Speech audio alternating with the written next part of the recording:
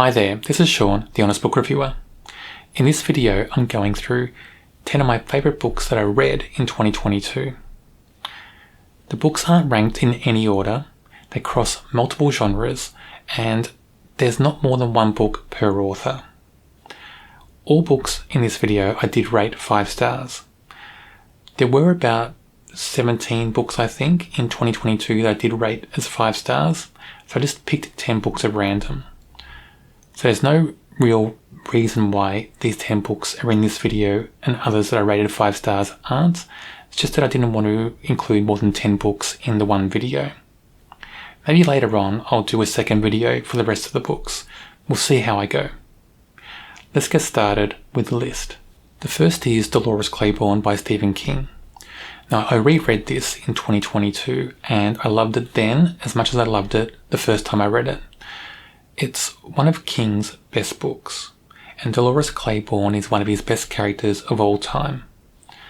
The book is quite short, but he puts so much into this book.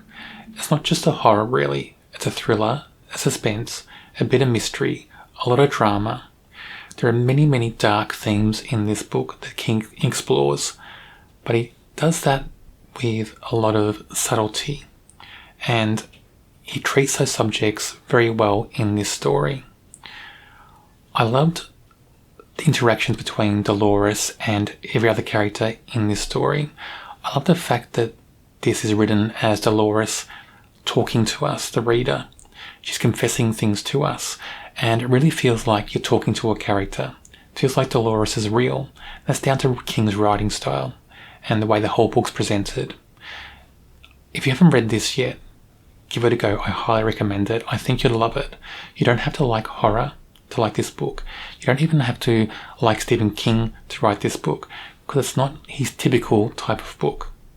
It's not a really horror book. It's more a thriller and a drama, and I think that anybody who likes a thriller will love this story. Something Fabulous by Alexis Hall. This is the first book I've read by this author, but I loved it. So it's primarily a farce. So it's madcap, it's zany, it's laugh out loud moments. There's a lot of adventure in this story and a lot of things that feel slightly unreal. You know, that farcical element in the book. But it's not just that, it's also a love story. And the two main characters that form this love story are written so well in this book. Both characters are presented and they feel so real. You can't help but engage with them. You can't help but be on their side. You want the best for both these characters. I will warn you that there are explicit scenes in this book, quite explicit. So if that would bother you, then maybe don't give it a go. But if you want a book that's quite tenderly written, that has funny moments, but also romantic moments, give this a go. This book did surprise me. I didn't think I'd like it as much as I did, but I am so glad that I read it. There is a sequel, I think, to this book that I haven't read yet, but I will get that soon. But I enjoyed this so much, and I do recommend it if you like a book that's different. If you like a book that doesn't take itself too seriously, give this a go. Dayboy by Trent Jamison. Now, this is one of the most original vampire books I've read. It's a dystopian vampire fantasy that feels like you're reading a western. And that's down to the world the author creates. So the world feels like you're reading a western story, but with vampires. It's such a good book. The story, the characters, everything about this is perfect. I love the pacing in this story. I like the fact that every character feels real and consistent, even small characters. The author has taken so much care in creating everything in this story. It feels so well thought out and so well planned. So it's basically a world where vampires rule and humans are second class on the food chain. And the Dayboy, the main character, they're servants to key vampires. So we follow one Dayboy in particular in his last year of his servitude, and his actions in that last year will decide what his future years are going to be like. And we follow him mainly, but we follow other people in the small town he lives, and also the vampire that he serves and other key vampires in the small town. It's a very interesting book. The setup of the world is very detailed, even for a shortish book, but just everything about it is so unique, and it is one of the most original vampire books I've read. The Thursday Murder Club by Richard Osman. I don't know why it took me so long to read this book. I feel like I'm late to the party, but I'm glad I read it because I loved it so much. I love everything about this book. The characters are just brilliant, and they're brilliant because they're all so different. The setting is mainly in a retirement community and just the surrounding area of that community. So maybe in the town, near the community, some farmland, and some other areas as well, just in the local area. But the characters themselves are very strong, very different, and you feel like you get to know them so well in this story. And I like that. I like the way it's written like that. The mystery itself is written quite well. It is played out in a very skilled and controlled way in the book. It feels like the author took a lot of time and control to plan this book, to plan the mystery. And I really enjoyed that in the story. I enjoyed not knowing what's going on in the mystery until the author planned to let us know. And it keeps you guessing all the way through the book. It is a very enjoyable book. I think there are 2 more books in the series so far that I'll read soon, but give this a go. You don't have to like cozy mysteries to like this book. It's just a great mystery. The Exorcist, written by William Peter Blatty. It's a classic horror novel, as many of you will know. If you ever watched the movie The Exorcist, this is the book that the movie was based on. But the book, in my opinion, is better than the movie. And it's better because it delves into the psychology of all the characters. And it's that psychological suspense that makes this book what it is. And it outshines the horror elements, really, in the story. The horror elements are still quite strong, so it gives you a sense of how strong every other component of the story is. All the characters in this book are written so well, even small characters. They feel real. You feel like you get to know the characters. You can picture them. They feel so consistent, and everything that happens to them, all their motivations, all their reactions, feel so real. I really enjoyed this book. It's probably one of the best horror books I've read, and I can tell why it became a classic. It's not just because that it's so shocking for the time period it was published. It remains a classic in my view, and it deserves it because it's so well written, so well crafted. The language used by the author is just brilliant. It does feel like a cross between literary and genre fiction, and it feels like the author was doing this ahead of its time. 3 Women Disappear, written by James Patterson. It's a co-authored book, but I think he had a lot of influence in this story because it's down to the way everything's structured. It's a shortish book. There's no filler at all, and the chapters are very short and sharp. But what I like about this story are 2 things.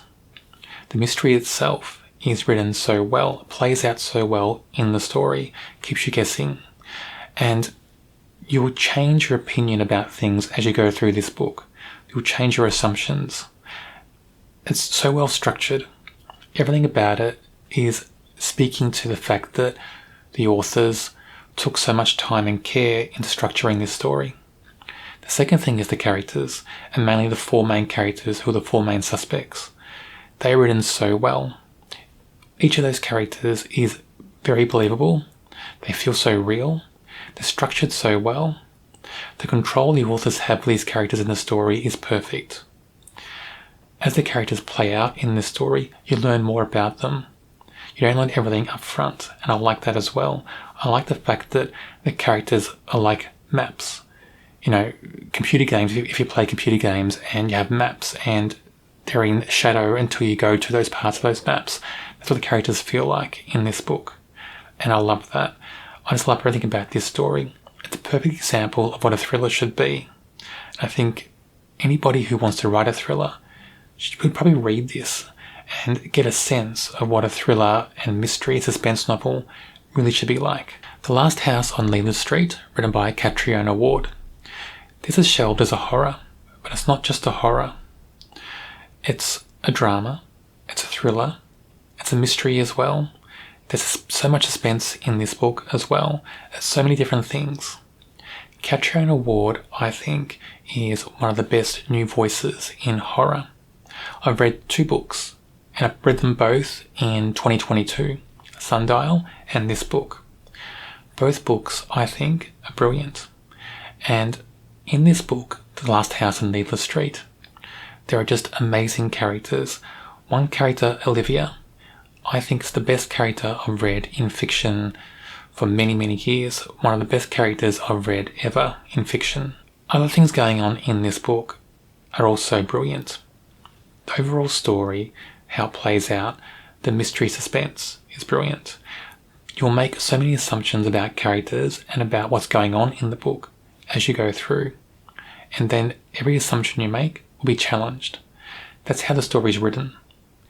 You will learn different things about every character as you go on. And I enjoyed that so much in this book. It's such a brilliant book. Give this a go, The Last House on Needless Street. The Binding, written by Bridget Collins. This is a fantasy novel, but it's not just a fantasy novel. It's a drama. It's a love story. It's written with such tenderness and it feels so genuine. Everything about this story is breathtaking. It's very enchanting. The language used in the story is just amazing. All the settings, all the scenes in this story, how you pitch everything as the story plays out is just brilliant. I think it's one of the best written books that I read in 2022. I think there's a sequel to this story that I have not read yet, and I do want to read that. But the 2 main characters, Emmett and Lucian, they will drag you in and hook you into this story. The way they're crafted, everything about these characters, the way they interact with each other, other characters in their world, is just amazing, so well controlled, and you just feel so much for these characters. You can't help but engage with both of them. You can't help but want the best for both of them. They are brilliant characters in a brilliant book. I really recommend this book if you've not read it. Give it a go. The Binding by Bridget Collins. Sight Unseen by Robert Goddard. Now, Robert Goddard is one of my favourite authors of all time. Most of his books are brilliant. He's a great mystery and thriller writer. And what I like about his books is he brings history into many of them. And in this book, he brings the Junior's letters in. Look up the Junior's letters, see if that interests you. If it does, this book will interest you. It's such a good mystery and thriller, and all the characters in this book play out so well. Every element in this book is perfect. One key thing that I like that's very unique about Goddard is his writing style and his tone. His tone's quite gentle, even in scenes that are very suspenseful, and people could be getting attacked, people could be dying in different scenes, there could be action in different scenes. The tone is still quite gentle in the way it feels. It's a very strange mix. It doesn't lessen the effect of the suspense or the tension in the story, but it just feels very quaint and very gentle when you read his stories, and I do like that about them. I enjoyed this one very much because just the way everything played out and the way the main character was represented in the story, and just that historical element I think works so well in this book as well. Give Goddard a go. If you haven't read him before, try this one. I'm sure you'll like it, and I'm sure it will make you want to read more by the same author. The Keisha Death by M.C. Beaton. Now, this is the first book in the long-running Agatha Raisin series. In 2022, it was a reread for me, but I loved this book as much then as I did when I first read it. It's a brilliant example of a way a character should be introduced in a first book in a series. The thing about Agatha Raisin, the main character, is you'll either like her or hate her. And it's very powerful. And it just shows how powerful this character is. I do like this character, especially in this book. The way she's created is just at times charming, at times a bit difficult to like. I mean, there are moments where you won't like her as much, but her wit, her personality, the way she fits into her new surroundings is just very unique for the genre, but also quite remarkable in my view. It's a book that really hooked me very early on and made me want to read the whole series. I have read the whole series and I do plan to go back and reread them all. But this book in particular sticks with me for a long time because it's all because of the Agatha Raisin character mainly and the way she fits into her new setting and new life, and then trying to investigate a mystery when she has no skill in that. Because that's one of the things about cozy mysteries, that main characters often do that. They have no skill in investigation, but they bumble around and solve mysteries by the end. But her acerbic wit and also her charm in these books, and this book in particular, makes it worthwhile. Give it a go. It may not be your cup of tea. I think you'd like it. I think that if you like books that have a slight mystery and strong characters, you'll like this book. There you have 10 of my favourite reads from 2022. Different genres, different authors, different themes playing out in the books as well. I'm sure you'll find some books in this list that you'll love reading. If you've read them, let me know what you thought in the comments. If you want to read them, let me know and then tell me what you thought in the comments as well. I'd love to know how people feel about the books that I love. If you want to recommend a book or an author to me, just drop it in the comments as well. I'm always on the lookout for new books and new authors to read.